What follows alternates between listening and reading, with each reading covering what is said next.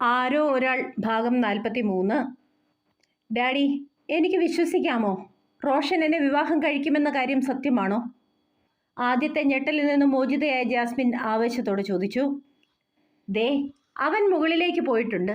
നീ തന്നെ പോയി ചോദിക്ക്. പിന്നൊരു കാര്യം, 2 ദിവസം കഴിയുമ്പോൾ റോഷൻ ദുബായിലേക്ക് പോകും. അവിടുത്തെ കാര്യങ്ങളൊക്കെ ഒന്ന് റെഡിയാക്കണ്ടേ? വിവാഹം കഴിഞ്ഞാൽ അന്ന് തന്നെ നിങ്ങൾ പറക്കണം. എല്ലാം സമാധാനമായി കഴിയുമ്പോൾ എപ്പോൾ വേണമെങ്കിലും തിരിച്ചു വരാമല്ലോ. വർഗീസ് പറഞ്ഞപ്പോൾ ജാസ്മിൻ അയാളെ അമർത്തി ചുംബിച്ചുകൊണ്ട് മുകളിലേക്ക് പാഞ്ഞു. ചെകുത്താൻ, അവളുടെ ഒരു കോപ്പിലെ ഉമ്മ. ദുബായിലെ ബിസിനസ് സാമ്രാജ്യം എന്നൊക്കെ പറഞ്ഞപ്പോൾ അവളുടെ കണ്ണങ്ങ് ദുബായിലെത്തി. ആർത്തിപ്പണ്ടാരം. അവളുടെ ചുംബനം പതിച്ച ഭാഗം വല്ലാത്ത ദേഷ്യത്തോടെ തൂത്തുകൊണ്ട് വർഗീസ് പറഞ്ഞു.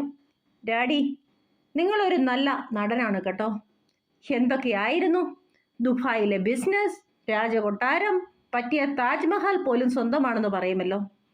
എന്തായാലും ആരും മോശമല്ല. എല്ലാവരും അടിപൊളി നടീനടന്മാർ തന്നെ. പാവം ഞാൻ, മെർലിൻ പരിഹസിച്ചു. ഇനി മോൾക്കും ഒരുപാട് അഭിനയിക്കേണ്ടി വരും. ഞങ്ങൾക്ക് റോളുകൾ കുറച്ചല്ലേ ഉള്ളൂ. ഞാൻ എൻ്റെ ഭാഗം ഭംഗിയായി നിർവഹിച്ചു. ഇനി നിങ്ങളും കൂടി അങ്ങനെ തന്നെ ചെയ്താൽ എല്ലാം ശുഭമാകും. കർത്താവേ, ആ ചെറുക്കൻ കൊളവാക്കാതിരുന്നാൽ മതിയായിരുന്നു. വർഗീസ് പൊട്ടിച്ചിരിച്ചു. കമ്പനിയുടെ തന്ത്രങ്ങൾ നിങ്ങൾ കാണാൻ കിടക്കുന്നതേ ഉള്ളൂ. വർഗീസിന്റെ കാതിൽ അത്രയും പറഞ്ഞുകൊണ്ട് മെർലിൻ ഒരു പുഞ്ചിരിയോടെ പുറത്തേക്ക് നടന്നു. ബാൽക്കണിയിൽ വിദൂരത്തിലേക്ക് നോക്കി നിന്നിരുന്ന റോഷന്റെ മനസ്സ് നിറയെ മെർലിനായിരുന്നു. ഇപ്പോൾ ദൈവാനുഗ്രഹം ഒന്നു മാത്രമാണ് മെർലിനെ എനിക്ക് നഷ്ടപ്പെടാതിരുന്നത്. പാവം, എനിക്ക് വേണ്ടി എന്തൊക്കെ സഹിക്കുന്നു. എല്ലാം ഞാൻ കാരണം. എത്രയും പെട്ടെന്ന് അവളെ സ്വന്തമാക്കണം. മനസ്സിൽ അവൻ തൻ്റെ പെണ്ണിനെ നിറച്ചുകൊണ്ട് നിൽക്കുമ്പോൾ പെട്ടെന്ന് പുറകിലൊരനക്കം പോലെ തോന്നി. എങ്കിലും അവൻ തിരിഞ്ഞു നോക്കിയില്ല. റോഷൻ ഒരു പാമ്പിനെ പോലെ തൻ്റെ ശരീരത്തിലേക്ക് ചുറ്റിപ്പിടിക്കുന്ന കൈകൾ ജാസ്മിൻ്റേതാണെന്ന് മനസ്സിലാക്കിയ റോഷനിൽ വല്ലാത്ത അറപ്പ് പടർന്നു.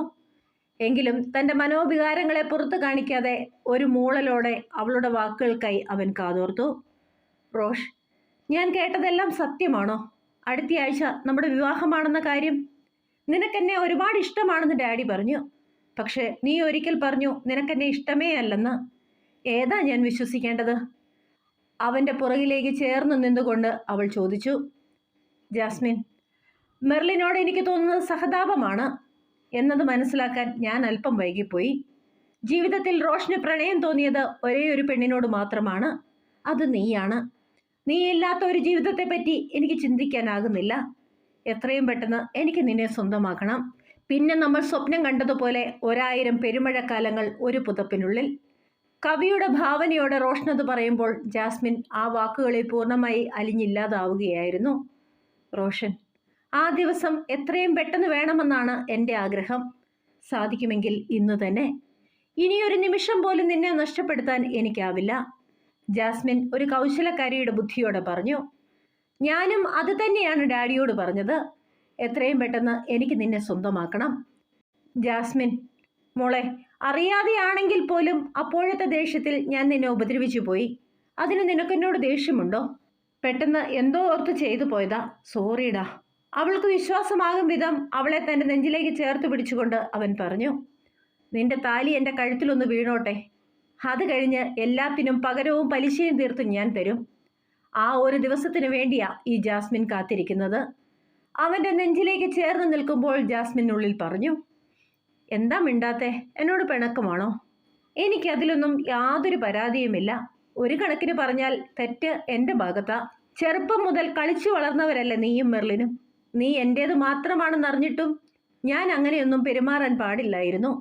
അവൾക്ക് നിന്നോടുള്ള പ്രണയം കാണുമ്പോൾ എനിക്ക് എന്താണെന്നറിയില്ല, വല്ലാത്ത ദേഷ്യം വന്നു.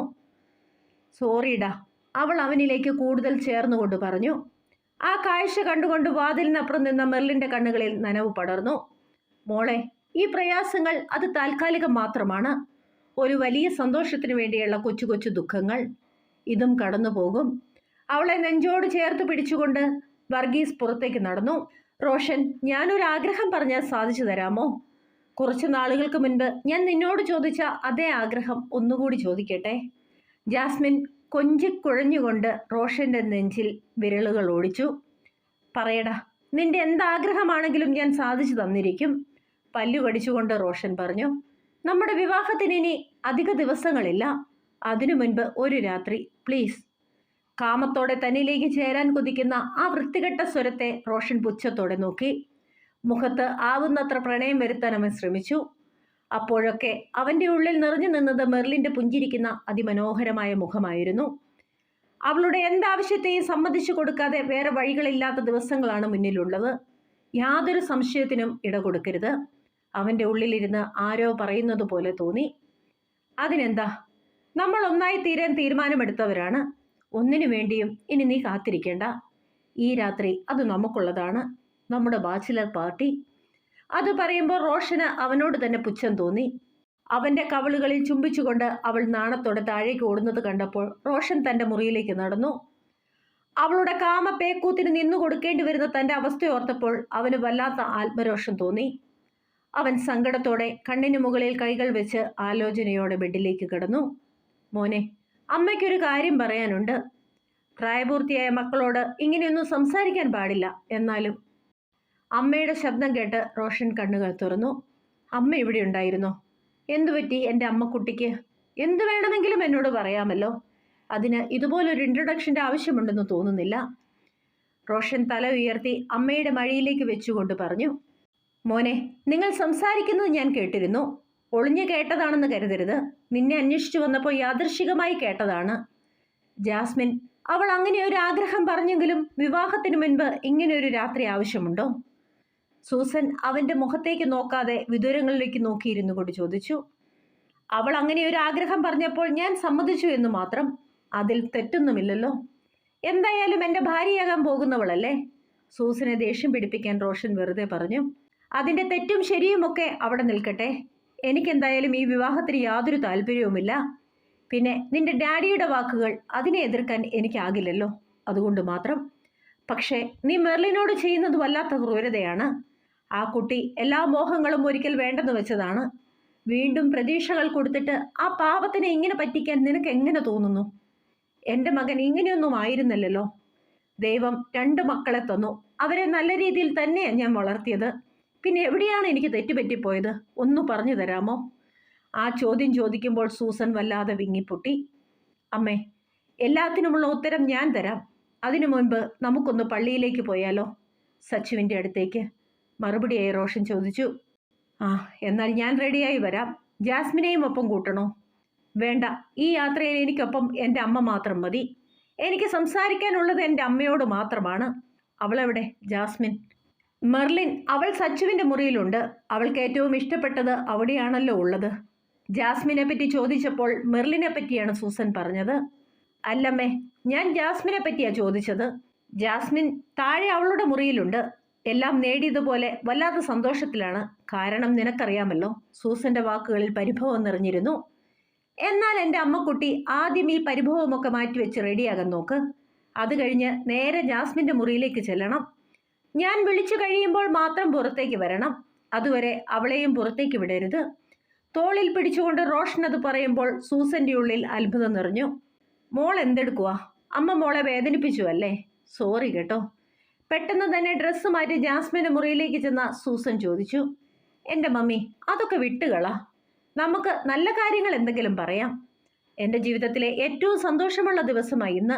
ഞാൻ അതിന് ഏത് ഡ്രസ്സ് ഇടണം, ഏത് സ്പ്രേ അടിക്കേണ്ടത്? മമ്മി ഒന്ന് പറഞ്ഞേ. ബെഡിൽ നിരത്തി വെച്ചിരിക്കുന്ന സാധനങ്ങളിലേക്ക് കൈ ചൂണ്ടിക്കൊണ്ട് ജാസ്മിൻ ചോദിച്ചു. റോഷന് പിങ്ക് കളറാണ് ഇഷ്ടമെന്നറിയാം. എന്നാലും മമ്മിക്കാണല്ലോ എന്നിലുമേറെ അവനെ അറിയാവുന്നത്. സൂസന്റെ മറുപടിക്ക് കാക്കാതെ അവൾ പറഞ്ഞുകൊണ്ടേയിരുന്നു. സൂസൻ അവളെ സൂക്ഷിച്ചു നോക്കി. ആ കണ്ണുകളിൽ നിറഞ്ഞു നിന്ന വികാരം കാമമാണെന്ന് മനസ്സിലാക്കാൻ ആ സ്ത്രീക്ക് ഒട്ടും പാടുപെടേണ്ടി വന്നില്ല. ഒരു പെൺകുട്ടിക്ക് ഇങ്ങനെയൊക്കെ എങ്ങനെ സാധിക്കുന്നു? അതും വിവാഹത്തിന് മുൻപ്. വിവാഹം കഴിക്കാൻ പോകുന്ന ആൾക്കൊപ്പം ഒരു രാത്രി. കഷ്ടം തന്നെ. ഒന്നും മനസ്സിലാകുന്നില്ല. ഒക്കെയും കാലത്തിൻ്റെ മാറ്റങ്ങളായിരിക്കാം. അവർ ആശ്വസിക്കാൻ ശ്രമിച്ചു. ലാവണ്ടർ കളർ ചുരിദാർ, അത് മോൾക്ക് നന്നായി ചേരും. പിന്നെ പെർഫ്യൂം ഗ്യൂസിബൈ മതി. നിരത്തി വെച്ചിരുന്ന ഫോറിൻ പെർഫ്യൂമുകളെ നോക്കിക്കൊണ്ട് സൂസൻ പറഞ്ഞു. ഓക്കെ മമ്മി, ഞാൻ പോയി കുളിച്ചു റെഡിയാകട്ടെ. സൂസന്റെ കവിളിൽ ഒരു ഉമ്മ കൊടുത്തുകൊണ്ട് ജാസ്മിൻ എഴുന്നേറ്റു. മോളെ, ഞാനൊന്ന് പുറത്തേക്ക് പോകുകയാ. റോഷനും എനിക്കൊപ്പമുണ്ട്. ഒന്ന് പള്ളിയിൽ പോയി പ്രാർത്ഥിച്ചിട്ട് പെട്ടെന്ന് വരാം. നല്ല കാര്യങ്ങൾക്ക് മുമ്പ് ദൈവവിചാരം നല്ലതാ. സൂസൻ ഇരുന്നിടത്തു നിന്നും എഴുന്നേറ്റുകൊണ്ട് പറഞ്ഞു. Okay mummy. അവൾ ഇവിടെയുണ്ടോ അതോ പോയോ? ജാസ്മിൻ നെറ്റി ചുളിച്ചുകൊണ്ട് ചോദിച്ചു. പോയെന്ന് തോന്നുന്നു, ഞാൻ നോക്കിയില്ല. എന്തായാലും അകത്തൊന്നും കണ്ടില്ല. സച്ചുവിന്റെ മുറിയിലുള്ള മെർലിനെ പറ്റി പറയാൻ എന്തുകൊണ്ടോ സൂസന് തോന്നിയില്ല. അമ്മേ വായോ, ഞാൻ ഇറങ്ങി. ഒന്ന് ആമിയോടും പറഞ്ഞേരെ കേട്ടോ. പെട്ടെന്ന് പുറത്തു നിന്നും റോഷൻ ഉറക്കെ വിളിച്ചു പറഞ്ഞു. റോഷ്, പറഞ്ഞ വാക്ക് മറക്കരുത് കേട്ടോ. പെട്ടെന്ന് വരണേ. I M waiting for you.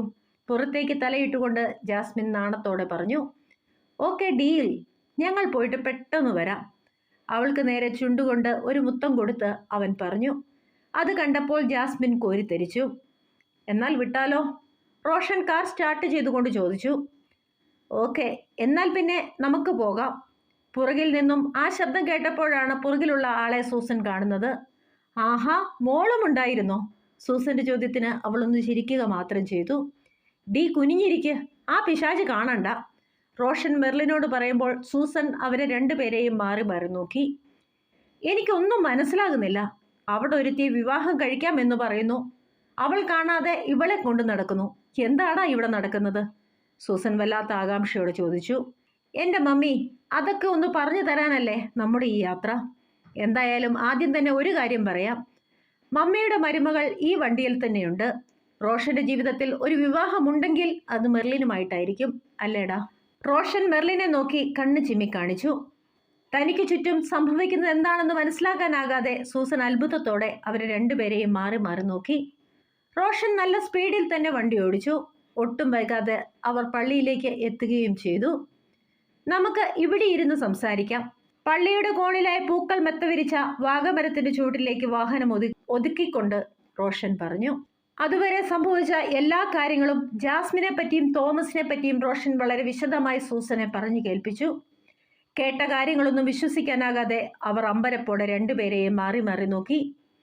ഈശോയെ, ഇവിടെ എന്തൊക്കെയായി നടക്കുന്നത്? ഇതൊന്നും കാണാതെയും കേൾക്കാതെയും സച്ചു പോയത് നന്നായി. ജീവനോടെ ഉണ്ടായിരുന്നുവെങ്കിൽ അവൾ അവനെ പച്ചയ്ക്ക് തിന്നേനെ. സൂസൻ കണ്ണീരോടെ പറഞ്ഞു. ഞാൻ എൻ്റെ മോളെ ഒന്ന് കെട്ടിപ്പിടിച്ചോട്ടെ? കുറച്ചു നേരത്തെ മൗനത്തിന് ശേഷം സൂസൻ ചോദിച്ചു. വേണ്ട മമ്മി, ലോകത്തിന് മുൻപിൽ നമുക്ക് നമ്മുടെ സ്നേഹം കാണിക്കാൻ സമയമായിട്ടില്ല. അതൊക്കെ പിന്നീടാകാം. മമ്മിക്ക് സ്നേഹിക്കാനും കെട്ടിപ്പിടിക്കാനുമൊക്കെ ഒരു ജന്മം മുഴുവനും ബാക്കിയില്ലേ? നമുക്ക് ചുറ്റും നിഴൽ പോലെ പലരുമുണ്ട്. എവിടെ നിന്നാണ് നമ്മളെ അവർ നോക്കുന്നതെന്ന് നമുക്ക് പോലും പറയാനാകില്ല. എത്രയും പെട്ടെന്ന് പള്ളിയിലൊന്ന് കയറി പുറത്തേക്ക് ഇറങ്ങുക, അതുമാത്രം മതി. റോഷൻ സൂസനെ തടഞ്ഞു. മമ്മി, ഇനിയും വൈകിയാൽ അവൾ സംശയിക്കും. പള്ളിയിലും കയറി സച്ചുവേട്ടനെയും കണ്ടിട്ട് വന്നാലോ? റോഷൻ ചോദിച്ചു. വേണ്ട, പള്ളിയിൽ മാത്രം പോയി എല്ലാം നന്നായി നടക്കണമെന്ന് പ്രാർത്ഥിക്കാം. സച്ചുവേട്ടനെ പിന്നെ കാണാം. മെർലിൻ അവനെ തടഞ്ഞുകൊണ്ട് പറഞ്ഞു. നീ വരണ്ട, ഇവിടെ തന്നെ ഇരുന്നാൽ മതി. ഞങ്ങൾ പെട്ടെന്ന് വരാം. അത് പറഞ്ഞുകൊണ്ട് റോഷൻ പുറത്തേക്ക് ഇറങ്ങി, ഒപ്പം സൂസനും. പള്ളിയിലേക്ക് നടക്കുമ്പോൾ മെർലിൻ പറഞ്ഞ വാക്കുകളായിരുന്നു റോഷന്റെ മനസ്സിൽ നിറയെ. സച്ചുവേട്ടനെ പിന്നീട് കാണാമെന്ന്. ഈ ലോകത്ത് അവൾ ഏറ്റവും സ്നേഹിച്ചത് സച്ചുവേട്ടനെയാണ്. എപ്പോഴൊക്കെ സമയം കിട്ടിയാലും അവൾ സച്ചുവിൻ്റെ അടുത്തേക്ക് ഓടാറുമുണ്ട്. ഇപ്പോൾ വേണ്ടെന്ന് പറയാൻ എന്തായിരിക്കും കാരണം? പറയുന്നത് മെർലിൻ ആയതുകൊണ്ട് തന്നെ എന്തെങ്കിലും കാരണമുണ്ടാകും, അവൻ മനസ്സിൽ ഉറപ്പിച്ചു. അതെ, വൈകുന്നേരം ഒരു വയ്യാവേലി ഞാൻ പിടിച്ച് തലയിൽ വെച്ച കാര്യം നിങ്ങൾക്ക് രണ്ടുപേർക്കും അറിയാമല്ലോ അല്ലേ? എങ്ങനെയെങ്കിലും ആ കുരിശിന്റെ കയ്യിൽ നിന്നും എന്നെ രക്ഷിക്കേണ്ട പൂർണ്ണ ഉത്തരവാദിത്തം നിങ്ങൾക്ക് തന്നെയാണ്. അവളുടെ പുറപ്പാട് കണ്ടിട്ട് മതമിളകിയ ആനയെപ്പോലുണ്ട്. തിരിച്ചുള്ള യാത്രയിൽ റോഷൻ ചെറിയ ചിരിയോടെ പറഞ്ഞു. അതിനിപ്പോൾ ഞാൻ എന്നാ ചെയ്യാനാ? സ്വയം പോയി ചാടിക്കൊടുത്തതല്ലേ. അപ്പോൾ പിന്നെ സ്വന്തമായിട്ട് അങ്ങോട്ട് ഊരിയാലും മതി. ഒരു കാര്യം പറഞ്ഞേക്കാം, എന്തെങ്കിലുമൊക്കെ കാണിച്ച് എൻ്റെ കുഞ്ഞിനെ കരയിക്കാൻ നിന്നാൽ പുറഞ്ഞാൻ അടിച്ചു പൊളിക്കും. പറഞ്ഞില്ല എന്ന് വേണ്ട. സൂസൻ അവൻ്റെ ചെവിയിൽ തിരുമ്മിക്കൊണ്ട് പറഞ്ഞു. ആ ബെസ്റ്റ്. എൻ്റെ മമ്മി, ആ പിശാചിന് എങ്ങനെയൊക്കെ ആഗ്രഹങ്ങൾ ഉണ്ടാകുമെന്ന് ആരെങ്കിലും കരുതിയോ? അവളുടെ ഒരു ബാച്ചിലർ പാർട്ടി തേങ്ങാക്കൊല. എന്തു ചെയ്തിട്ടാണെങ്കിലും വേണ്ടില്ല, എങ്ങനെയെങ്കിലും ഇന്ന് രാത്രി രക്ഷപ്പെടണം. നാളെ ഞാൻ ദുബായിക്ക് പോകുകയാണല്ലോ. ദുബായിലെ ഷെയ്ഖിൻ്റെ അമ്മായിയുടെ മോനാണല്ലോ ഞാൻ. അതുകൊണ്ട് ഇന്നത്തെ ഒരു രാത്രി എൻ്റെ കന്യകാത്വം സൂക്ഷിക്കേണ്ടത് അമ്മയുടെ കടമയാണ്. Please help me. അവൻ മമ്മിക്ക് നേരെ കൈകൂപ്പി. നിനക്കോ? മെർലിൻ വാ പൊളിച്ചു. അതൊക്കെ ഞാൻ എൻ്റെ കൊച്ചിന് പിന്നീട് പറഞ്ഞു തരാം. ഇപ്പോൾ രക്ഷപ്പെടാൻ എന്തെങ്കിലും ഐഡിയ ഉണ്ടെങ്കിൽ പോരട്ടെ. കണ്ണാടിയിൽ അവൾക്ക് നേരെ മീശ പിരിച്ചുകൊണ്ട് അവൻ പറഞ്ഞു. സ്ലീപ്പിംഗ് പിൽസായ നമഹ. നേരെ ചൊവ്വേ വർക്കൗട്ട് ചെയ്താൽ സംഗതി പൊളിക്കും, പെട്ടെന്ന് മെർലിൻ പറഞ്ഞു. ഓ യെസ്, അവളുടെ വട്ടഭിനയത്തിന് കുറേയേറെ പിൽസുകൾ അവൾ തന്നെ വാങ്ങിവെച്ചിട്ടുണ്ടല്ലോ. ഇന്ന് രാത്രിയിൽ അതിൽ നിന്നും കുറച്ചെങ്കിലും പ്രയോജനത്തിൽപ്പെടുത്താം. അല്ലെങ്കിൽ മൊത്തം കളയേണ്ടി വരും. പൈസ കൊടുത്തു വാങ്ങിച്ചതല്ലേ? സൂസൻ പൊട്ടിച്ചിരിച്ചു. അതൊക്കെ ശരിയാ, പക്ഷെ ആര് കൊടുക്കും? അവളെങ്ങാനും കഴിച്ചില്ലെങ്കിൽ പണി പാലും വെള്ളത്തിൽ കിട്ടും, റോഷൻ ആകുലതയോടെ പറഞ്ഞു. അത് പേടിക്കണ്ട, ഞാൻ നല്ല ഒന്നാം തരം പാൽപ്പായസം ഉണ്ടാക്കി അതിൽ കലക്കി അങ്ങ് കൊടുത്തോളാം. പിന്നെ നിങ്ങളുടെ ബാച്ചിലർ പാർട്ടി അത് ഭംഗിയായി നടന്നോളും. എങ്ങനെയാ, മണിയറയും കൂടി സെറ്റാക്കട്ടെ, ഒട്ടും കുറയ്ക്കണ്ട, സൂസൻ തമാശ പറഞ്ഞു. എല്ലാവരും ആ തമാശയിൽ പങ്കെടുത്തു. എങ്കിലും എല്ലാ മനസ്സുകളിലും ചെറിയ ആശങ്കകൾ ഉണ്ടായിരുന്നു. എന്നതാണെങ്കിലും ആ കാഴ്ച എനിക്കൊന്ന് കാണണം. ഞാൻ ഇതിനു മുൻപ് ഒരു ഫസ്റ്റ് നൈറ്റും കണ്ടിട്ടില്ല, ബാച്ചിലർ പാർട്ടിയും കണ്ടിട്ടില്ല. എന്തായാലും എക്സ്പീരിയൻസ് നല്ലതാണല്ലോ. ഈ കാഴ്ച കാണാൻ ഹരിയേട്ടനെ കൂടി വിളിക്കേണ്ടിയിരുന്നു, മെർലിൻ പറഞ്ഞു. ഓക്കെ ഓക്കെ, ഫ്രീ ഷോയാണ്. പക്ഷേ എന്താടാ ഒരു പക്ഷേ? റോഷൻ പറഞ്ഞു നിർത്തിയപ്പോൾ മെർലിൻ ആകുലതയോടെ ചോദിച്ചു. അവിടേക്ക് എല്ലാവരെയും ഒന്നും കയറ്റാൻ പറ്റില്ല. ഇനിയിപ്പോൾ നിങ്ങൾക്ക് നിർബന്ധമാണെങ്കിൽ എൻ്റെ ഭാവി വധുവിന് വരാം. അതാകുമ്പോൾ പിന്നെ എങ്ങനെ, സമ്മതമാണോ? കണ്ണാടിയിൽ കൂടി മെർലിൻ്റെ ഭാവം വീക്ഷിച്ചുകൊണ്ട് റോഷൻ ചോദിച്ചു. എൻ്റെ മോനെ, നിന്റെ ഒരു കാര്യം. ദേ, എൻ്റെ മോൾ ഇപ്പോൾ തന്നെ ചുവന്നു തൊടുത്തു. ഇനി നിങ്ങളുടെ റൊമാൻസ് കണ്ടുകൊണ്ടിരുന്നാൽ എനിക്കും പ്രണയിക്കാൻ തോന്നും. എന്തിനാ വെറുതെ വർഗീസിന് പണിയാക്കുന്നത്? നീ വണ്ടി വിടടാ മോനെ കുട്ടാ. ഒരു പാട്ടും കൂടി ആയിക്കോട്ടെ. ഇപ്പോഴാ മമ്മിക്കൊന്ന് സമാധാനമായത്. പിന്നെ ബെസ്റ്റ് ആക്ടിങ് മമ്മിയുടേതാണോ നിന്റേതാണോ അക്കാര്യത്തിൽ നമുക്ക് പിന്നീട് തീരുമാനമെടുക്കാം, സൂസൻ വളരെ സന്തോഷത്തോടെ പറഞ്ഞു. ഈ സന്തോഷം നമ്മൾ എങ്ങനെയോ ഒന്ന് ആഘോഷിക്കുന്നേ. എന്നാൽ പിന്നെ നമുക്ക് ഫുഡ് പുറത്തുനിന്നാക്കിയാലോ, just for a change, Roshan ചോദിച്ചു. വേണ്ട മോനെ, കരുതിയിരിക്കണം. ജാസ്മിൻ മാത്രമേ നമ്മുടെ വാരിക്കുഴിയിൽ പെട്ടിട്ടുള്ളൂ. ആ തോമസ്, അയാൾ ഇപ്പോഴും പുറത്താണ്, സൂസൻ ജാഗ്രതയോടെ പറഞ്ഞു. അപ്പോഴേക്കും അവരുടെ കാർ മാളേക്ക് സൂപ്പർ സ്പെഷ്യാലിറ്റി ഹോസ്പിറ്റലിൽ കടന്നു പോകാൻ തുടങ്ങുകയായിരുന്നു. ഡാ മോനെ, ഫെർണാണ്ടസിനെ എനിക്കൊന്ന് കണ്ടാൽ കൊള്ളാമായിരുന്നു. നമുക്കൊന്ന് കയറിയിട്ട് പോയാലോ, സൂസൻ പെട്ടെന്ന് ചോദിച്ചു. ഇപ്പോൾ തന്നെ സമയം ഒരുപാട് വൈകി. ഇനി താമസിച്ചാൽ ജാസ്മിൻ പിശാചിന് സംശയം തോന്നും. ഫെർണാണ്ടോ അങ്കിളിന് വേറെ കുഴപ്പമൊന്നുമില്ല. നാളെ തന്നെ ഡിസ്ചാർജ് ആയി വരും. നമുക്ക് വിട്ടാലോ? എൻ്റെ മമ്മി, അവന് ബാച്ചിലർ പാർട്ടിക്ക് തിടുക്കമായി. എന്തായാലും നമ്മളായിട്ട് താമസിപ്പിക്കേണ്ട. മെർലിൻ വീണ്ടും റോഷനെ എന്തൊക്കെയോ പറഞ്ഞ് കളിയാക്കിക്കൊണ്ടേയിരുന്നു. ഏറെ നാളുകൾക്ക് ശേഷമായിരുന്നു അവരുടെ അങ്ങനെ ഒരു യാത്ര. മെർലിൻ, നീ ഒന്ന് തല കുനിച്ചിരുന്നോളൂ. മമ്മി ഇപ്പുറത്തെ സൈഡിൽ കൂടി ഇറങ്ങുമ്പോഴേക്കും നീ അപ്പുറത്തെ സൈഡിൽ കൂടെ വന്നേക്കണം. നമ്മൾ തമ്മിൽ കണ്ടിട്ട് കുറേയേറെ നാളുകളായി, കേട്ടല്ലോ, കോമ്പൗണ്ടിലേക്ക് വണ്ടി കയറ്റിയപ്പോൾ റോഷൻ പറഞ്ഞു. പിന്നെ അതൊക്കെ നമ്മൾ എപ്പോഴോ റെഡിയായി, മെർലിൻ ഒരു ചിരിയോടെ തല കുനിച്ചിരുന്നു. വണ്ടിയുടെ ശബ്ദം കേട്ടപ്പോൾ തന്നെ ജാസ്മിൻ ഓടിയെത്തി. റോഷനെ നോക്കി അർത്ഥവത്തായി ഒന്ന് പുഞ്ചിരിച്ചു. സൂസന്റെ കൈകളിൽ തൂങ്ങി ഇടയ്ക്കിടെ അവനെ തിരിഞ്ഞു നോക്കിക്കൊണ്ട് അവൾ അകത്തേക്ക് നടന്നു. ചെല്ലടാ, ചെന്ന് കയറിക്കൊടുക്ക്, സൂക്ഷിച്ചോളണം, ഇല്ലെങ്കിൽ ഇവള് കയറി അങ്ങ് പീഡിപ്പിച്ചു കളയും, മെർലിൻ ശബ്ദം താഴ്ത്തി പറഞ്ഞു. എനിക്കും അങ്ങനെ ചിലതൊക്കെ തോന്നുന്നുണ്ട്. എന്താ, നോക്കിയാലോ? അവനൊരു കള്ളച്ചിരിയോടെ മുന്നിലേക്ക് വീണ് കിടന്ന മുടിയിഴകളെ മാടി പുറകിലേക്കാക്കിക്കൊണ്ട് കണ്ണാടിയിലൂടെ അവളെ നോക്കി. ഇങ്ങോട്ട് വന്നാലും മതി, വഷളൻ. അവൻ്റെ തലയിൽ ഒന്ന് തട്ടിക്കൊണ്ട് അവൾ പെട്ടെന്ന് തന്നെ പുറത്തേക്ക് ഇറങ്ങി. ഒന്നും അറിയാത്തതുപോലെ അകത്തേക്ക് നടന്നു. ആ മോളെ, നീ ഇവിടെ ഉണ്ടായിരുന്നോ? ഒന്ന് വന്നേ, നമുക്ക് അടുക്കളയിൽ ഇത്തിരി പണിയുണ്ട്, സൂസൻ മെർലിനെ നോക്കി പറഞ്ഞു. മമ്മി, ഞാൻ സഹായിക്കാം. മെർലിൻ വീട്ടിലേക്ക് പോയിക്കോട്ടെ. എൻ്റെ കൊച്ചേ, ഒരു നല്ല ദിവസമായിക്കൊണ്ട് അധികം വിയർക്കേണ്ട. കൊച്ചു പോയി വിശ്രമിക്കുക. ഫുഡ് ആകുമ്പോൾ മമ്മി വിളിക്കാം. മെർലിൻ, നീ അടുക്കളയിലേക്ക് ചെല്ല്, ഞാൻ വരുന്നു. ജാസ്മിൻ്റെ വാക്കുകൾക്ക് മറുപടിയായി അത് പറഞ്ഞുകൊണ്ട് സൂസൻ മെർലിനെ അകത്തേക്ക് അയച്ചു. നിങ്ങൾക്ക് ഭക്ഷണം ഉണ്ടാക്കി തന്നിട്ട് ഞാൻ ഹോസ്പിറ്റലിലേക്ക് പോവുകയാണ്. വർഗീസിന് നൈറ്റ് ഡ്യൂട്ടിയാ. ഞാൻ അങ്ങോട്ട് ചെന്നാൽ ശോശയ്ക്കൊരു കൂട്ടുമാകും. പണിയൊക്കെ കഴിയുമ്പോൾ മെർലിൻ വീട്ടിലേക്ക് പോയിക്കോളും. പിന്നെ റോഷൻ ചിലതൊക്കെ പറഞ്ഞായിരുന്നു. ഇന്നത്തെ രാത്രി അത് നിങ്ങളുടേതാണ്, നിങ്ങളുടേത് മാത്രം. നിങ്ങളുടെ സ്വർഗത്തിൽ നിങ്ങൾ മാത്രം മതി. കോരിത്തെരിപ്പിക്കുന്ന വാക്കുകൾ കേട്ട് ജാസ്മിൻ ചിരിച്ചുകൊണ്ട് മുറിയിലേക്ക് ഓടി. ശവം, അവളുടെ ഇളക്കം കണ്ടിട്ട് ഒരെണ്ണം കൊടുക്കാൻ തോന്നുന്നു. എൻ്റെ കർത്താവേ, ക്ഷമിക്കാനുള്ള കൃപാവരം തരണേ, അല്ലെങ്കിൽ ഞാൻ നാഗവല്ലിയായി പോകും, പ്ലീസ്. സൂസൻ മുകളിലേക്ക് നോക്കി കൈകൂപ്പി പ്രാർത്ഥിച്ചുകൊണ്ട് അടുക്കളയിലേക്ക് നടന്നു. ആരോ ഒരാൾ തുടരും. അടുത്ത ഭാഗവുമായി നാളെ കാണും വരെ ബൈ ബൈ, സ്റ്റേ സേഫ്.